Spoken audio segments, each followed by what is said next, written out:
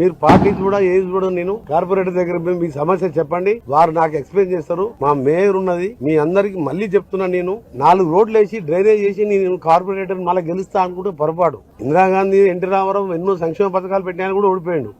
కానీ పేదవాడు ఎక్కడైనా బాధపడుతుందంటే మీరు చేతులతో సాయం చేయండి, లేకపోతే నాకు ఒక ఫోన్ వాట్సాప్ కొట్టండి, లేకపోతే మా మేయర్ గారికి పెట్టండి, మేయర్ గారు నాకు పెడతారు.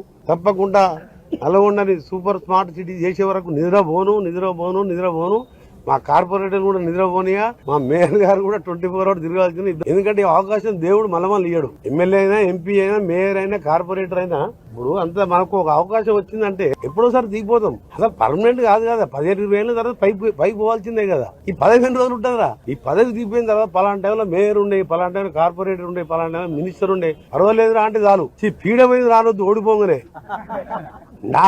నా భయం వల్ల నేను ఎప్పుడు భయపడకుండా బతుకుంటా. ఎందుకంటే దిగిపోయిన తర్వాత ఆడంగా పోతుంది. నేను పెళ్ళి ఇల్లు ఉంటే మా లీడర్ల కొడుకు పిల్లలు ఏం ఒక పెట్టుకోవాలి, ఎవడన్నా పోతే తిడుతున్నాయేమో అని చెప్పి ఒక నిమిషం భయపడుతుంటా. అందుకని పార్టీ కూడా నా దగ్గర సాయం చేయమండి. నేను కూడా మీకు అప్పీల్ చేస్తున్నా.